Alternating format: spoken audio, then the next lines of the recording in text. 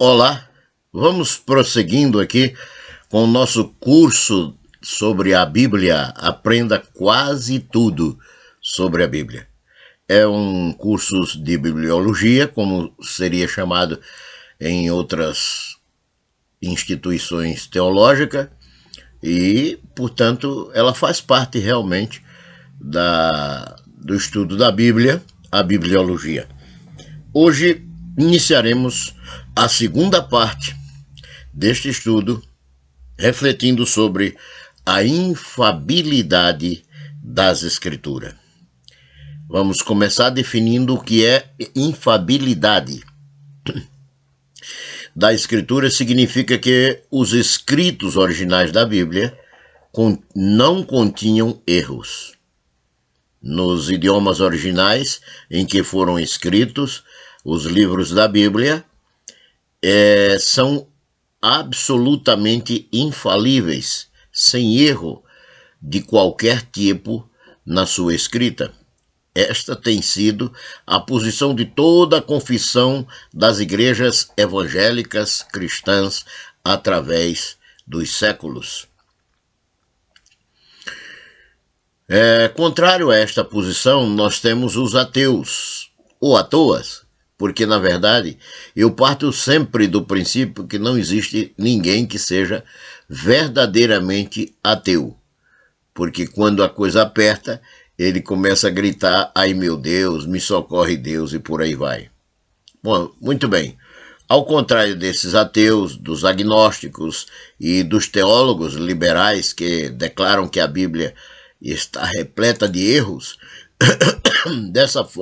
de fato, existem alguns que ensinam uma infalibilidade limitada, afirmando ser a Bíblia infalível em questão de fé e prática, mas não nos aspectos científicos e históricos ali contidos.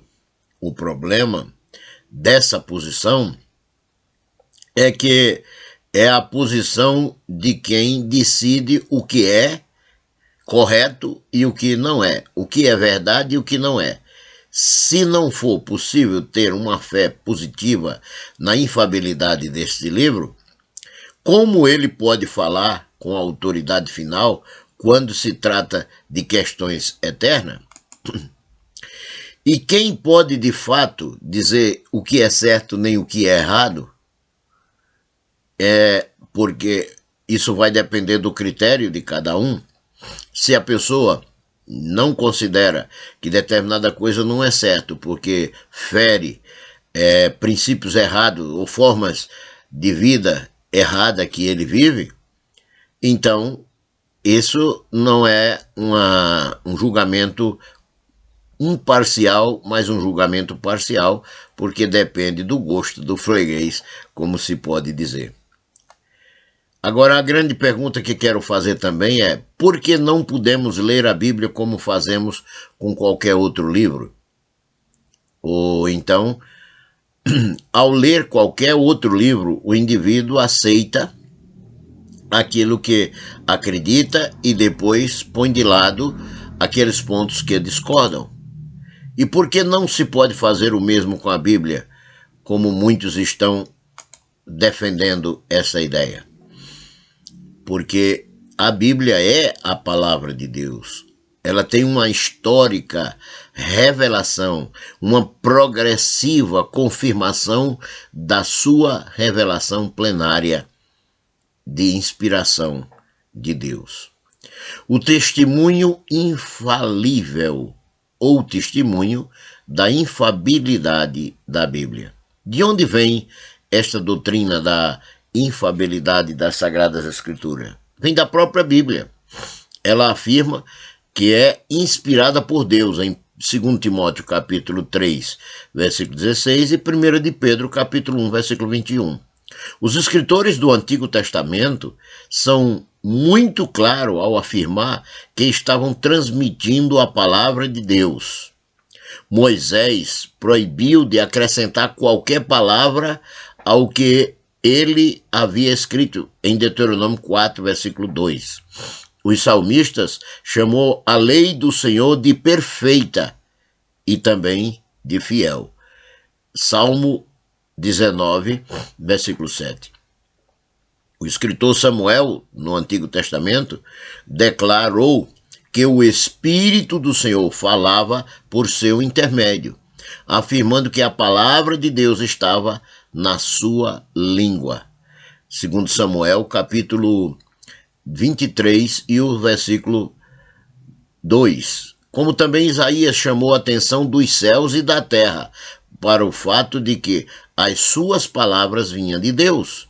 Isaías capítulo 1, versículo 2. Jeremias afirma que as palavras ditas a ele eram palavras de Deus. Está lá em Jeremias capítulo 1, versículos 7 a 9. Todos declararam estar falando as palavras de Deus. O Antigo Testamento dá, então, testemunho do seu próprio respeito de que é palavra de Deus. Os escritores do Novo Testamento não foram diferentes. Também dão testemunho do fato de que era Deus quem estava falando no Antigo Testamento. Nos Evangelhos, Mateus capítulo 1, versículo 22, Lucas capítulo 1, versículo 70 e também Marcos 12 e o versículo 36, nós encontramos o testemunho de que os escritores que falaram o Antigo Testamento falaram inspirados por Deus. Nas epístolas, os apóstolos também deram testemunho da perfeição do Antigo Testamento. Paulo, em Romanos, capítulo 7, versículo 12, o escritor aos Hebreus, no capítulo 4, versículo 12, Tiago, em Tiago, capítulo 1, versículo 22 a 25, certo? Nós vamos encontrar também no capítulo 4 de Tiago, versículo 5, João, em Apocalipse 22, versículo 18 e 19. Ele chega a dizer que será tirado o direito no céu, né? E que aumentar-se-ão as pragas sobre aqueles que não acreditarem nas palavras da profecia. Assim, no início da Bíblia, em Deuteronômio, capítulo 4, versículo 2, e capítulo 12, versículo 32, no meio da Bíblia, em Provérbios, capítulo 30, versículo 6, no fim da Bíblia, em Apocalipse, capítulo 22, versículo 18 e 19, Deus adverte contra aqueles que queiram alterar a sua palavra, acrescentando ou retirando qualquer coisa da sua mensagem à humanidade. O próprio Jesus deu testemunho de que as Escrituras é inspirada por Deus o Pai. Cristo afirmou que todo o Antigo Testamento, no qual não encontrou um único erro ou inconsistência, baseou seu argumento e exortações sobre o Antigo Testamento. Isso está claro lá em Mateus capítulo 5, verso 18. Jesus referiu-se a inúmeros personagens e acontecimentos do Antigo Testamento, dando testemunho da autenticidade e da autoridade daqueles fatos narrados no Antigo Testamento. É interessante notar que Jesus colocou o seu selo de aprovação sobre alguns dos eventos e milagres do Antigo Testamento, que sempre foram muito questionados pelos críticos da atualidade, dos críticos da inspiração plenária da Bíblia Sagrada. Ele aprovou, por exemplo, a narração da criação e também do casamento, lá em Mateus capítulo 19, versículo 5. Ele aprovou também a narração sobre o dilúvio e a arca de Noé, em Lucas capítulo 17, versículo 26 e 27. Ele aprovou a narração sobre a Sodoma e Gomorra, em Lucas 17, 28 e 29. A destruição de Tiro e Sidom, ele aprova lá em Mateus capítulo 11, versículo 21 e 22. Ele aprova a circuncisão, e está registrado em João capítulo 7, versículo 22. Ele aprova a festa da Páscoa, ele aprova como autêntico. Mateus capítulo 26, verso 2, e também a lei em João capítulo 7 e o versículo 19. Os mandamentos em Mateus capítulo 19, versículo 7, 8 e 9. A lei judia do divórcio em Mateus 19, versículos 7 a 9, e assim por diante.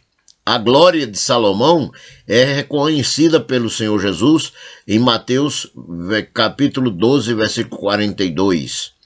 Como também o céu se fecha na época de Elias e não dá chuva, está lá reconhecido por Jesus em Lucas capítulo 4, versículo 25. E assim por diante. Por exemplo, sobre Naamã, o leproso que foi curado ao mergulhar 7 vezes no Rio Jordão, Jesus confirma isso em Lucas capítulo 4, versículo 27. A Bíblia é, portanto, a revelação da verdade, as quais o homem só pode conhecer pelo que ela diz. Ela revela quem é, de onde veio e para onde vai o ser humano.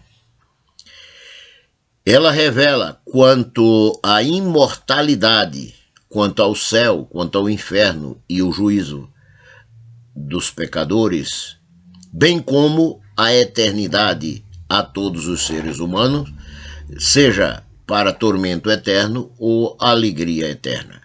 Ninguém, nem nação alguma, já revelou um Deus como o Deus da Bíblia.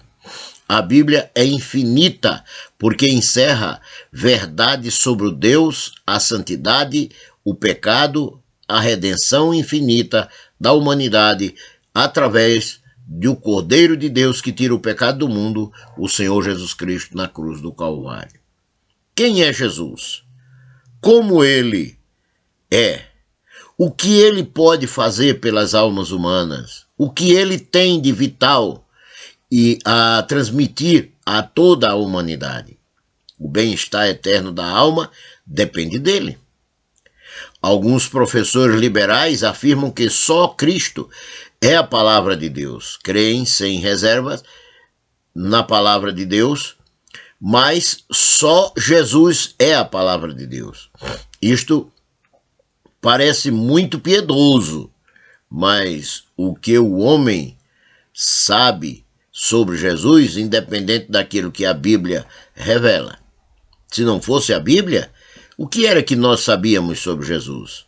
Portanto, temos que reconhecer que ela é a fonte inesgotável de informação sobre Jesus Cristo e sobre a salvação, a origem de quem fomos, de quem somos e de quem seremos, dependendo daquilo que optamos por ser na atualidade. A Bíblia é a revelação imutável. Agora vamos refletir sobre a imutabilidade da Bíblia. Muito da incerteza e incredulidade a respeito da Bíblia partiu dos chamados cientistas. Em vista da infalibilidade da Bíblia, encontra-se no nível do fato de observáveis os céticos e os letrados incrédulos são os mais propensos a atacar a Bíblia. A ciência assumiu uma aura de autoridade e quase infalibilidade. Muitos fizeram dela um Deus. O termo ciência significa apenas conhecimento. E ela não deve ser adotada e nem temida.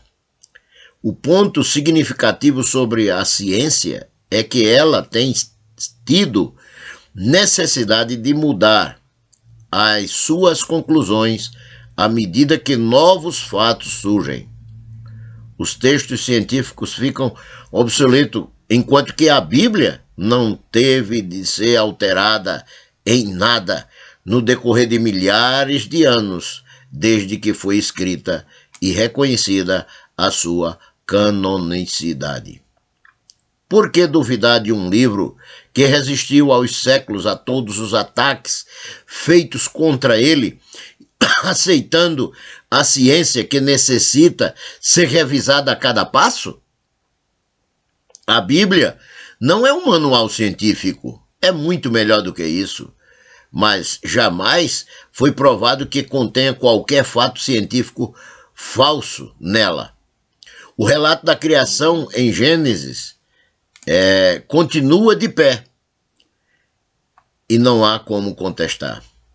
Agora, vamos ver o aspecto moral e também o espiritual da Bíblia Sagrada. Mais importante que tudo, a Bíblia é exata, moral e espiritualmente correta. Não é no domínio científico que a Bíblia demonstra sua maior exatidão, mas no campo moral e espiritual. As defesas intelectuais da Bíblia têm seu lugar, mas o melhor argumento é o prático.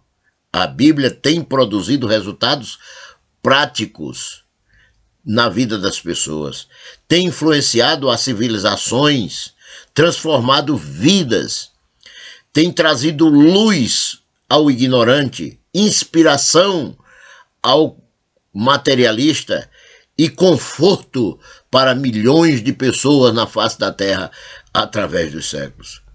Na Bíblia, a sua obra ainda continua como sendo palavra de Deus. 1 Tessalonicenses capítulo 2, versículo 13, e os mandamentos em Mateus capítulo 19, versículo 7 a 9. Quanto à inspiração da Bíblia, na Bíblia é um livro sem erros. A Bíblia não tem erro, ela é infalível. Ela é um compêndio de palavras, frases e orações coerentes e valiosas, trazidas por homens em regras comuns, que resultou em um escrito que perpassou, quase não saía, hein? Perpassou séculos para nos trazer a mensagem do Altíssimo Deus Todo-Poderoso, sem conter forma alguma de erro na Bíblia Sagrada. Esse livro foi escrito por homens, não podia ser por animais. O homem decaído, fraco e pecador, o homem com todo o potencial para entender o mal, interpretar equivocadamente, com a sua falta de memória, até com a possibilidade de falsificação maliciosa, todavia é declarado que tudo o que ele escreveu não contém qualquer evidência dessas fraquezas naturais constantes do ser humano. Não só foi afirmado que tudo o que escreveu está correto, nada deve ser removido do registro, mas também não deixou de escrever nada do que havia de ser dito. Então, nada deve ser acrescentado. Não é fácil crer de tal coisa seja, não é fácil crer que tal coisa seja possível ao homem decaído. Porém, foi realizado através de mais de 40 homens que viveram num período de mais de 1.500 anos, e muitos deles nunca se viram ou conversaram um com o outro e sequer leram os seus escritos. Entretanto, seus escritos estão sempre de acordo e miraculosamente integrados em direção à pessoa central de Jesus Cristo. Só um milagre muito grande poderia fazer com que isto acontecesse. Como pode ser tal coisa possível? Sim, porque ele é não apenas um livro, mas a palavra de Deus. Através do mistério e do milagre da inspiração divina das Sagradas Escrituras é que se pode entender essas coisas.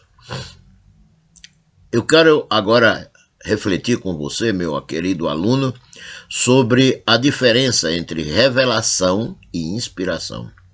A revelação é um ato de Deus mediante o que ele comunica a verdade desconhecida para a humanidade, que não podia ser conhecida de qualquer outra maneira. A inspiração está ligada à comunicação da verdade revelada. A revelação descobre novas verdades, enquanto que a inspiração supervisiona a comunicação dessas verdades. Nem todo o conteúdo da Bíblia foi diretamente revelação aos homens. Ela contém registros históricos e muitas observações até pessoais. Estamos seguros, porém, de que estes registros históricos e revelações pessoais são verídicos. O Espírito Santo dirigiu e influenciou os escritores a fim de que, por inspiração, não cometessem qualquer erro quanto à verdade doutrinária. A Bíblia registra as palavras e os atos de Deus, dos homens e também do diabo. É de suma importância verificar cuidadosamente quem está falando na Bíblia. Apesar de toda a Escritura ser inspirada por Deus, ela não sela com a autoridade divina todas as frases registradas como pronunciada pelos homens, e quem fala nem tampouco marca a aprovação divina. Cada ato que descreve como realizado por aquele cuja biografia apresenta. Por exemplo, livro de Jó. No livro de Jó, a inspiração dá com igual exatidão a linguagem de Jeová, as palavras de Satanás, o discurso de Jó e o discurso dos seus 3 amigos. Não coloca, porém, todos no mesmo nível de autoridade. Cada orador é responsável pelos seus pronunciamentos. Nem Satanás, nem Jó, nem seus 3 amigos falaram por inspiração de Deus. Eles falaram suas opiniões, suas próprias opiniões, seus próprios pensamentos. Tudo o que a inspiração assegura é que nenhum deles é mal representado, mas cada um manifestou o sentimento que lhe fora atribuído nas Escrituras. Em terceiro lugar, quanto à iluminação. A iluminação se refere a uma influência do Espírito Santo comum a todos os cristãos que os ajudam a entender as coisas de Deus. Isso está comprovado em 1 Coríntios, capítulo 2 e o versículo 14. Esta iluminação das coisas espirituais é prometida a todo crente e pode ser experimentada por qualquer crente, conforme está escrito em Lucas capítulo 10, versículo 21. Pedro cita um exemplo em que os profetas receberam inspiração para registrarem grandes verdades, mas não lhes foi otorgada iluminação para compreender o sentimento exato do que profetizavam. Isso podemos conferir em 1 de Pedro, capítulo 1, versículo 10 ao 12. Alguns tentam explicar a inspiração das Escrituras como resultado da experiência de iluminação. Eles afirmam existir dentro do homem, desculpa, a garganta está um pouco forçada aqui hoje,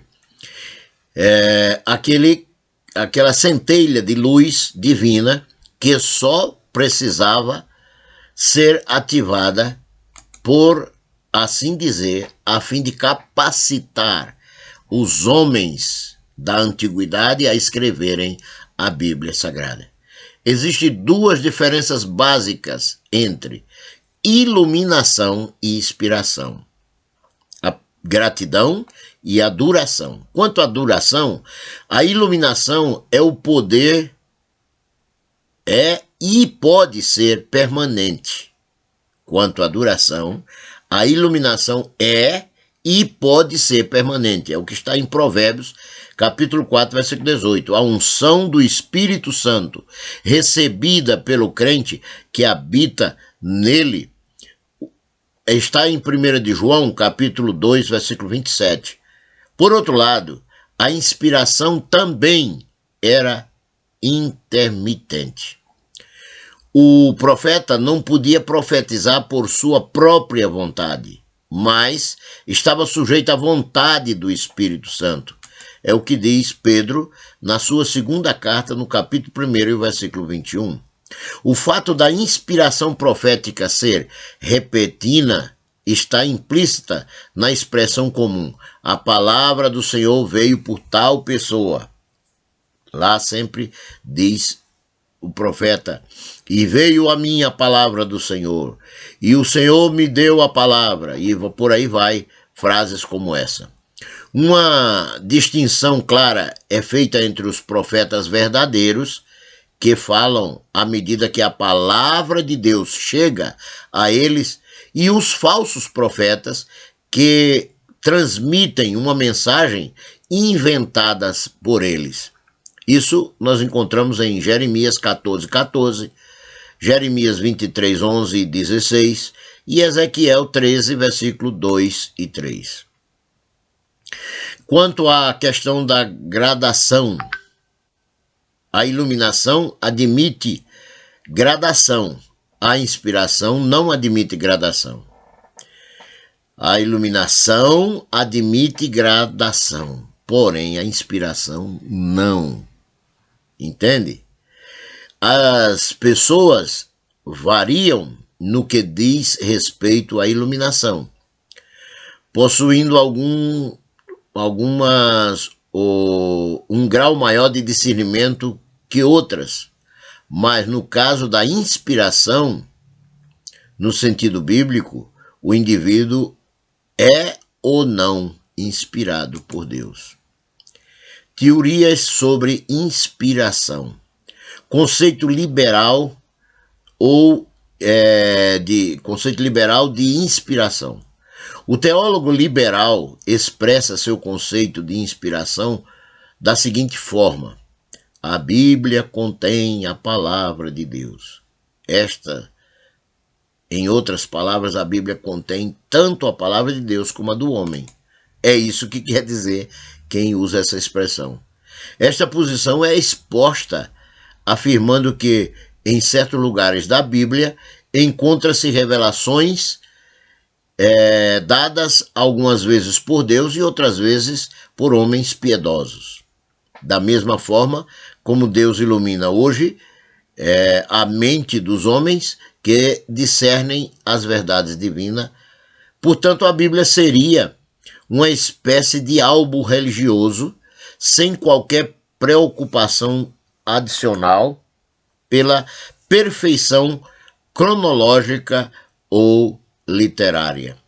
O perigo deste ponto de vista é colocar nas mãos do homem, que é um ser finito, frágil e falível, o poder de determinar o que e quando Deus está falando. Desse modo, outorga-se ao homem o poder sobre a verdade infinita, em vez de sujeitar-se a essa verdade infinita. Conceitos neo-ortodoxos de inspiração. Esse conceito pode ser resumido na seguinte afirmação: a Bíblia se converte na palavra de Deus. Ou seja, ela não é, mas ela se converte em palavra de Deus.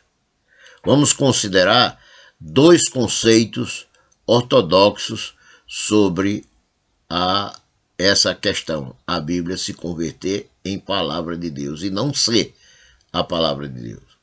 O conceito existencial e o conceito demitológico. No conceito existencial, reconhece que existem muitos erros humanos e imperfeições na Bíblia quando ele decide usar este canal imperfeito para confrontar o homem com o homem, através de um ato de revelação dado por Deus. Nesta experiência existencial, As palavras sem sentido saltam da página da Bíblia para falar concreta e significativamente com o ser humano. Nesse momento de significado, a Bíblia torna-se a palavra de Deus para o crente, mas até então não era. Um conceito um tanto questionável. Sobre o conceito demitológico. Nesse conceito, a Bíblia deve ser despojada de mitos religiosos a fim de ser possível chegar ao amor sacrificial de Deus em Cristo Jesus. É preciso olhar através e além do registro histórico, com todos os seus mitos e erros, para o evento supra-histórico. Eventos tais como a queda do ser humano, a crucificação e ressurreição de Cristo, não são objetos de história verificáveis e objetivos. A Bíblia torna-se uma revelação quando, mediante a interpretação adequada, demitológica, portanto, a interpretação adequada é a chamada demitológica, o indivíduo é confrontado com o amor absoluto, como apresentado no mito do amor desinteressado de Deus em Cristo Jesus. Como, perguntamos nós, pode o escritor do Evangelho estar errado em uma área como a da história em que podemos verificar?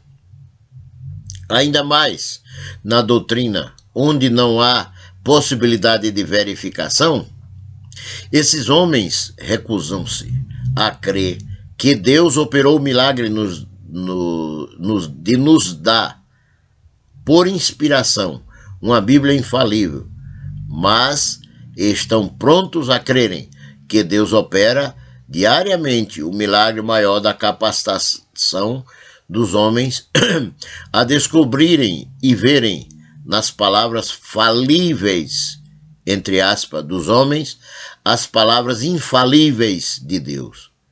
É muito difícil entender por que Deus utilizaria o erro para ensinar a verdade. Como um simples crente pode ter fé num livro quando lhe é dito que o mesmo só é parcialmente verídico? Dizem-lhes que classificar seu conteúdo e guardar, ou seja, reter o que é bom e deixar o que é mal na Bíblia, como se a Bíblia tivesse alguma coisa de má. Quando a Bíblia fala no mal, ela fala como algo a não ser seguido, a não ser obedecido, a não ser falado, a não ser ministrado, a não ser aceito. Mas como poderá ele classificar as páginas da Bíblia como inspiradas parcialmente, ou inspiradas ou não inspiradas? Com que autoridade teria condições de afirmar que isto ou aquilo não é de Deus, não é da mente de Deus? Tentar decidir o que não é sério, colocar-se acima das Escrituras e perder inteiramente a mensagem divina, como foi sugerido antes. Existe nesses conceitos uma confusão entre revelação e iluminação. A Bíblia declara ser a palavra de Deus. A qualquer outra posição inteiramente contrária à Bíblia. Alguns afirmam que a Bíblia contém muitos erros históricos, e científicos também. Todavia, eles nos asseguram que, em questão relativa ao plano de salvação, a Bíblia é completamente infalível. É o que eles dizem. Como pode... Seja, ela tem erros históricos, tem erros científicos, mas só naquilo que é essencialmente doutrina de salvação é que é infalível. No restante é falível. Como pode alguém ter certeza de que a Bíblia é exata no que diz respeito a assunto soteriológico quando está errada nos fatos históricos e científicos?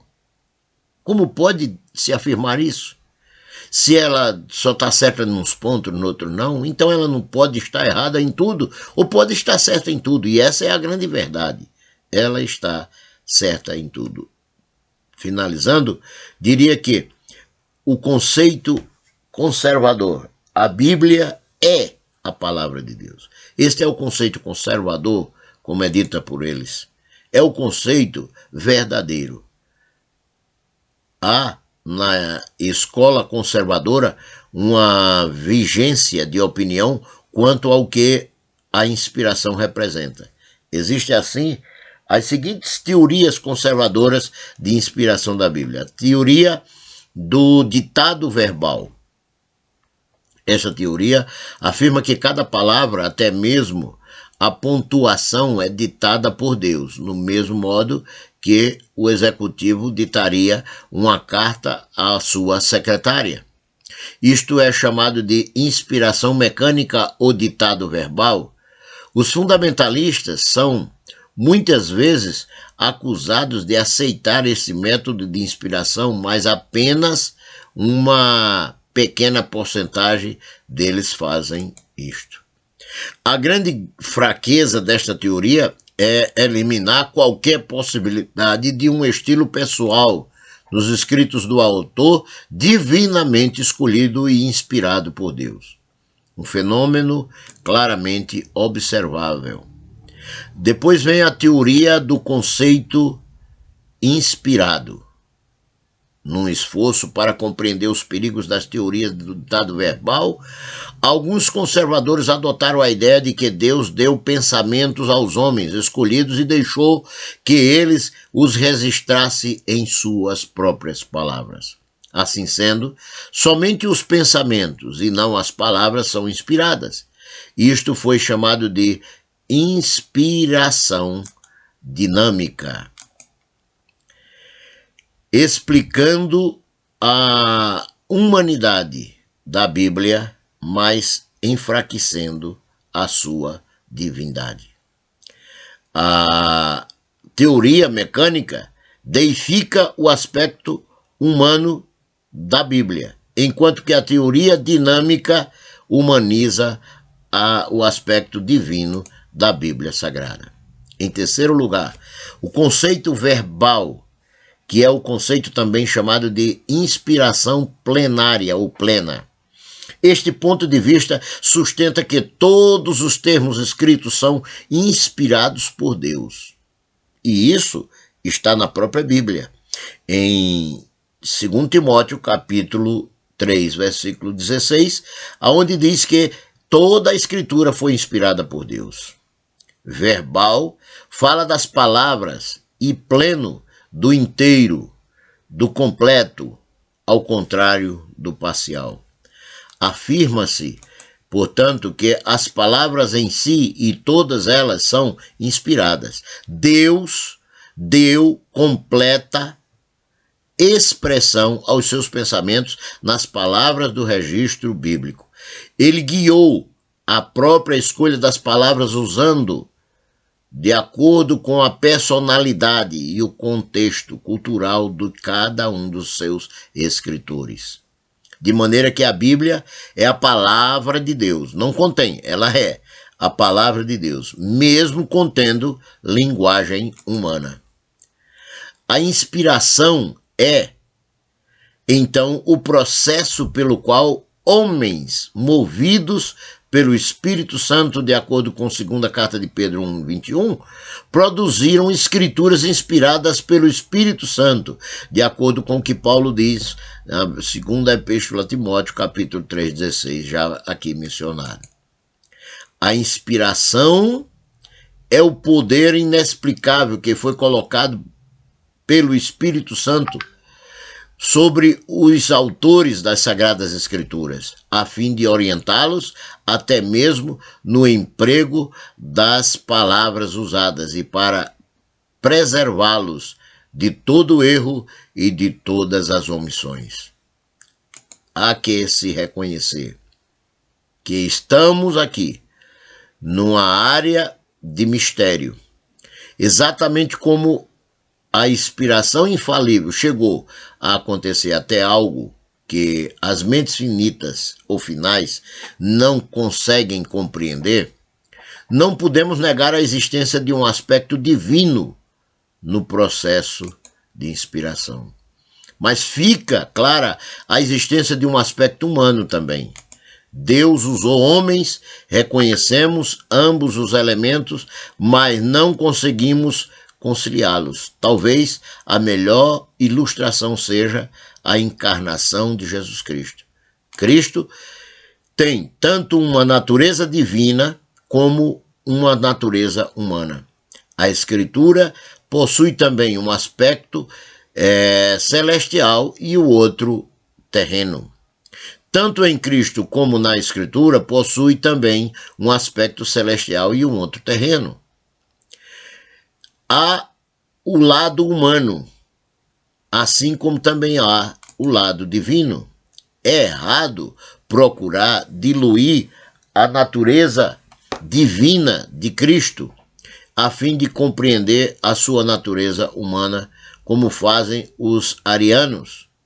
Como também é errado sacrificar a sua verdadeira natureza humana para poder explicar a ele como divino, como fazem os céticos.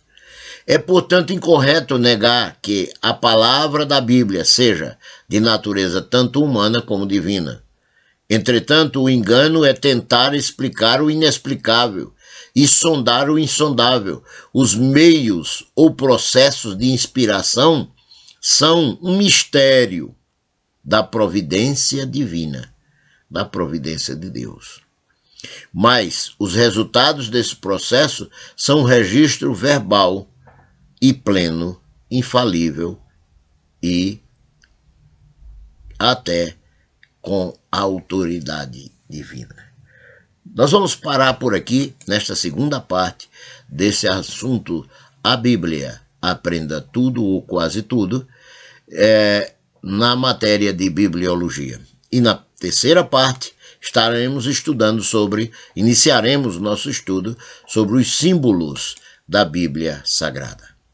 Que Deus o Pai, em Cristo Jesus, no poder do Espírito Santo, abençoe a tua vida e até a próxima aula, se Deus quiser.